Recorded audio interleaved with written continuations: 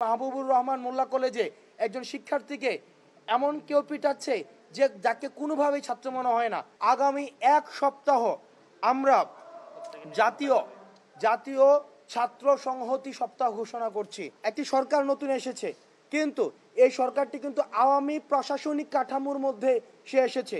আমরা দেখেছি যে গণহারে রাজনৈতিক রেকমেন্ডেশনের ভিত্তিতে, আওয়ামী রাজনৈতিক রেকমেন্ডেশনের ভিত্তিতে সরকারি বিভিন্ন প্রশাসনে নিয়োগ দেওয়া হয়েছে।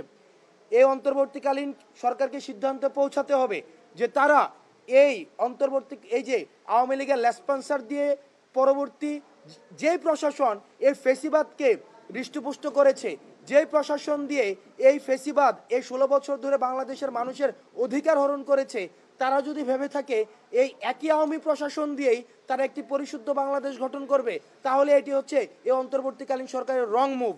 সুতরাং এই বাংলাদেশ নিয়ে মানুষ যে স্বপ্নটি দেখছে, সেই স্বপ্নটিকে বাস্তবায়ন করার জন্য এই অন্তর্বর্তীকালীন সরকার দ্রুততম সময়ের মধ্যে এই প্রশাসন থেকে আওয়ামী রাজনৈতিক রেকমেন্ডেশনে যারা নিযুক্ত হয়েছে তাদেরকে বাদ দিয়ে আবার এই প্রশাসনিক কাঠামো পরিশুদ্ধ করতে হবে। নচেত এই ধরনের যে প্রশাসনিক জটিলতা এবং সরকারের যে সংস্কার কার্যক্রমের জটিলতা, সেগুলো অব্যাহত থাকবে এবং সেগুলো আমাদের তরুণ প্রজন্ম তথা রাজনৈতিক সচেতন মানুষকে আশাহত করবে। তৃতীয় যে বিষয়টি, সেটি হচ্ছে আমরা দেখছি যে বিভিন্ন প্রাতিষ্ঠানিক আন্তঃকলহ যুক্ত হচ্ছে।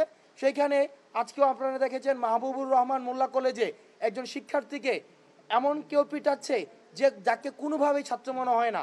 অর্থাৎ ছাত্র পরিচয়ে প্রত্যেকটি আন্দোলনে আমরা ইতিমধ্যে বিভিন্ন আপনার মিডিয়াতে এসেছে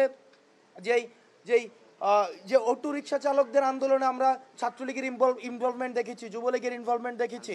তারা একটি উপলক্ষ খোঁজার মধ্য দিয়ে আমাদের মধ্যে কলহ সৃষ্টি করার মধ্য দিয়ে তারা পায়তারা করতে চায়। সেই জায়গা থেকে বাংলাদেশের সকল ছাত্র সমাজ 5ই আগস্টের পূর্বে আমরা যেভাবে ঐক্যবদ্ধ ছিলাম, ঠিক একভাবে ঐক্যবদ্ধ হওয়ার জন্য একতার বার্তা নিয়ে আমরা বৈষম্য বিরোধী ছাত্র আন্দোলন সকল রাজনৈতিক ক্যাম্পাস কেন্দ্রিক এবং সকল রাজনৈতিক যেই দল রয়েছে, ফেসিবাদ বিরোধী যে শক্তিগুলো রয়েছে, ছাত্র সংগঠনগুলো রয়েছে, তাদের ঐক্যমত্যের ভিত্তিতে আমরা সিদ্ধান্ত পৌঁছেছি আগামী এক সপ্তাহ আমরা জাতীয় ছাত্র সংহতি সপ্তাহ ঘোষণা করছি। আমরা এই জাতীয় ছাত্র সংহতি এই সপ্তাহে আমরা যারা ফেসিবাদ বিরোধী যে রাজনৈতিক দলগুলো ছিল, ছাত্র সংগঠনগুলো ছিল, তারা বিভিন্ন প্রতিষ্ঠানে যাবে এবং সেই প্রতিষ্ঠানে তারা ওই একতা এবং সংহতির যে বার্তাটি সেটি পৌঁছে দিবে এবং আওয়ামী পুনর্বাসন, ছাত্রলীগ পুনর্বাসন বা আওয়ামী ফেসিবাদ শক্তির পুনর্বাসনের জন্য আমাদের যে ঐক্যবদ্ধ থাকার কোনো বিকল্প নেই, সেই বার্তাটি পৌঁছানোর জন্য আগামী এক সপ্তাহ এবং প্রাতিষ্ঠানিক মেলুবন্ধন আমাদের সুদৃঢ় করার জন্য আমাদের এই কর্মসূচিটি ঘোষণা করা হয়েছে।